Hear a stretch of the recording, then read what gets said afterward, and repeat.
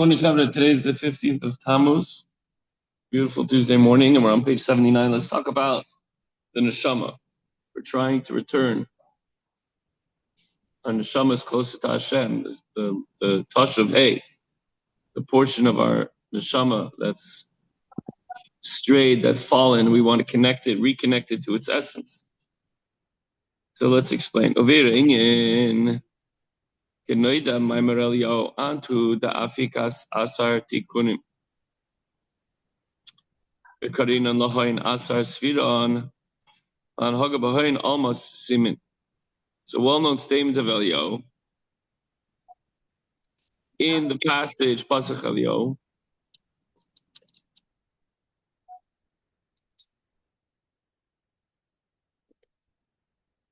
In the passage of Pasach Elio, just one second, excuse me. That goes as follows. It says, "You are he who elicited the 10 tikkunim, the garments which we call the 10 spheres, by which to conduct the concealed worlds and revealed worlds." What does this mean? And chakim v'lo b'chachma yidiyah. You are wise, but not with a knowable attribute of wisdom. Antu ant mevin v'lo b'vina yidiyah. You understand, but not with a knowable attribute of understanding, and so on, with regard to the remaining spheres. So, what characteristics of the neshama also characterize Havaya, the four-letter name of Hashem, and thus indicate that the soul is indeed a part of the name of Hashem? The Alter Rebbe is now going to explain that just as the 10 spheres are included within the Yud Kei Vav Kei, so too are the 10 corresponding faculties that are intrinsic to the soul. All the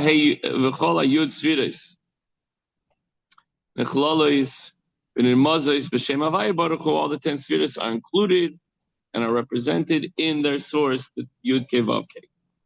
The Alter Rebbe now shows how the various spheres find expression in the four letters that comprise of this divine name, Yud Kei Vav Kei. Remember, yesterday we touched on Elikus. So now we're going into Yud Kei Vav Kei. Ki hayud shehi bechinas nekudas lavad ramezes lechachmasi yisbarich. The Yud is a simple point. Remember, we discussed not only are the utterances of the letters, but even the shape of the letters have important significance, and that's why in the Torah everything has to be exact.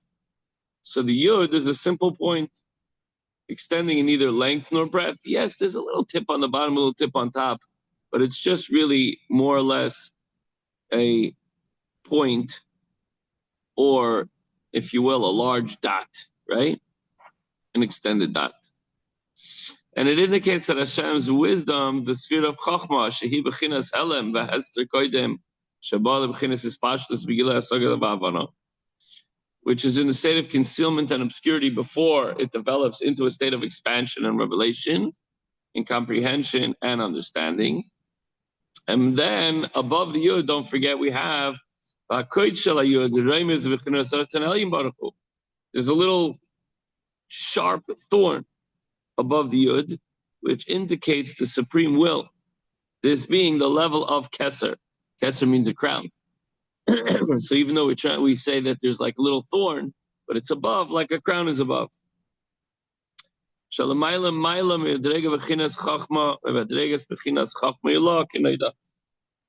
little thorn transcends by far the level of Chachma Ilah, the supernal wisdom as is known.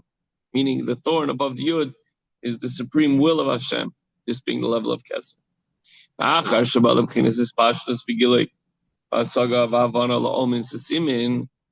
When the seminal point of Chachma is eventually amplified and revealed as something comprehensible to the concealed world, meaning when it descends to the level of and sphera of Bina.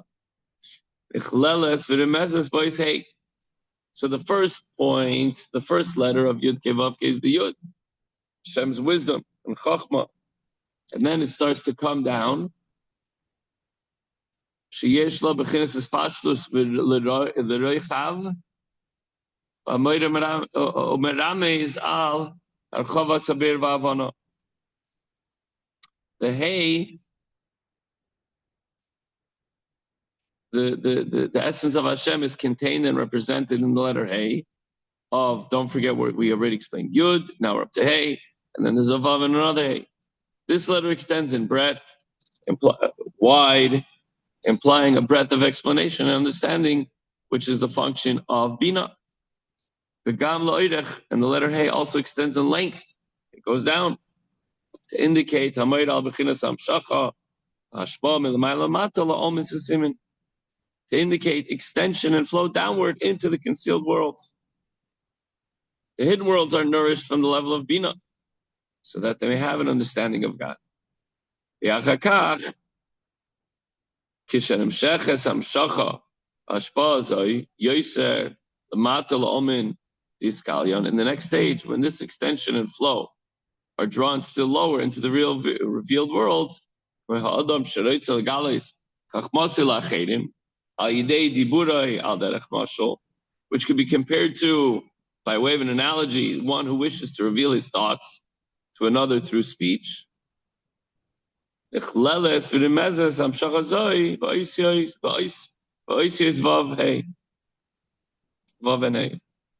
extension is contained and represented in the final two letters of Vav and Hey of the Yud Ke Vav Ke.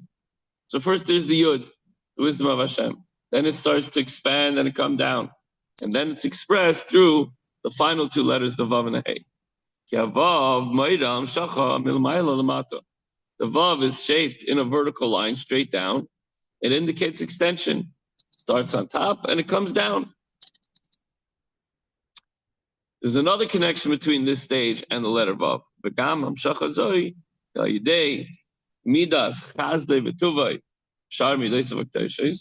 This downward flow into the revealed worlds is affected through Hashem giving us blessings and goodness, and all the things that we get from Hashem come through this letter Vav. The Vav is like a kav. It's like an antenna or some kind of a channel that brings down blessings into our lives. Anachlolis b'derech klal b'mispar sheish b'pasuk shebepasuk l'cha Hashem agdula v'chulu ad l'cha Hashem amlacha v'chulu v'loi ad b'chalal. So all these blessings that are brought down through the Vav, when we look at, and in general terms, the 6 attributes, so 6 and Vav, that's the numerical value of Vav, is 6. We say in the Pasuk, yours Hashem is greatness, until yours Hashem is sovereignty, but not including it. Ki midas malchusi yisbarech nikres v'shem dvar Hashem, for the Hashem's attribute of sovereignty is called the word of Hashem. And speech is not one of the midas, the spiritual emotive attributes. Kamoi shekosuv ba'asher dvar melech shilton. The pasuk says, whenever the wording of the king holds sway.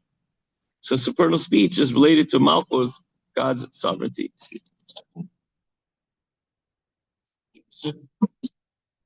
Moisten the palate a little bit.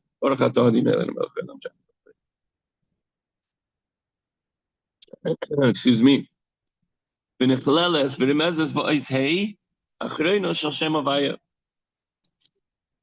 we have Malchus, God's sovereignty, this attribute is contained and represented in the last letter of the Yud Ke Vav Ke in the Hey. How? In the following manner.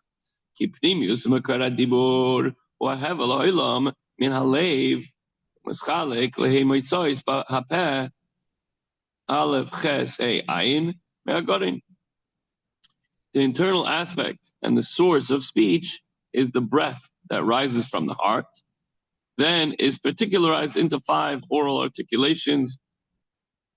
What's 5? Hey. Hey is a numerical value of 5. One of these produces the bracket of letters Aleph, Ches, Hey, and Ayin of the throat.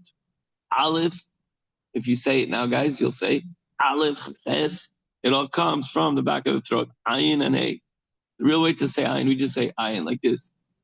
But some Yemenite and Temanim, they say like with the real, maybe more Sephardi style. It's like it comes from Ayin, like deep down in the throat. Another produces the bracket letters of Beis, Vav, Mem, and Pei, that comes from the lips, and so on and so forth. At any rate, the internal aspect of speech is breath. When we say the letter hey, it's really breath. Hey, right? It's not so much the throat, it's not so much the lips or the tongue, it's the breath. Commissionikras osa kalila delays ba shasha. As in the phrase, a light letter without substance. It's just a hey, hey. So it comes from the breath. And this alludes to the level of malchus and speech, whose internal aspect is breath. Now, he has no corporal form, chas v'shalom. How then can one differentiate above between those letters that possess substance and those that don't have substance? As we mentioned over and over and over, the Torah speaks as in the language of men. Since on the mortal plane this differentiation exists, so it also applies in the divine plane. For spirituality too, there exists a corresponding difference between the letters Hey and the other letters. V'shagam, and even furthermore, Shagam dvar Hashem k'chof beis oisiyos, hamischalkos lehei chelkei hamitzois, v'hen nivra kol yitzur. As Hashem's speech also consists, as it were, when we say it consists of, so to speak, of the 22 letters that separate into the 5 articulations that produce the divine speech, from which all beings were created.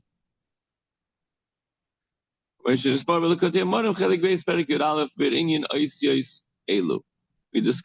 these concepts of the 22 letters and the different articulations and their significances we already discussed in the Likutei Amarim, part 2, chapter 11.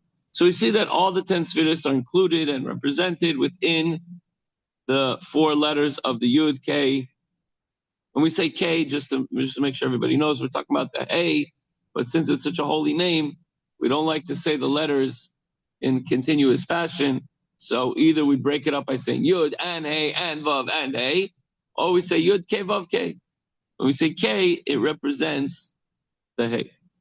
So the name, and the Alter Rebbe will continue and explain within the soul, which is part of the Yud K Vav K, that there exist 10 corresponding levels or faculties. That'll be tomorrow. But the takeaway for today is that Hashem's name, quote unquote, is made up of Yud and Hey and Vav and Hey. While they essentially represent the diminishing of the infinite divine energy into packages of energy, they also represent the divine, because there's no such thing, you can't diminish the energy of Hashem, but it brings it down to us, and we explained through the Yud, the wisdom, and then the Hey, it starts to spread out. The Vav brings it down. So we have the attribute of Yud, wisdom, Hey, understanding, Vav, emotions, and Hey, the divine speech. Just as speech reveals what we're thinking, so the final Hey reveals from Hashem the godly energy which He brings into this world. Again, metaphorically, anthropomorphically speaking, of course. Okay, that's it for today. And tomorrow we continue further in chapter 4, concluding chapter 4 of Igeres HaTshuvah. Okay, Chavre, have a wonderful, amazing, beautiful day. See you tomorrow.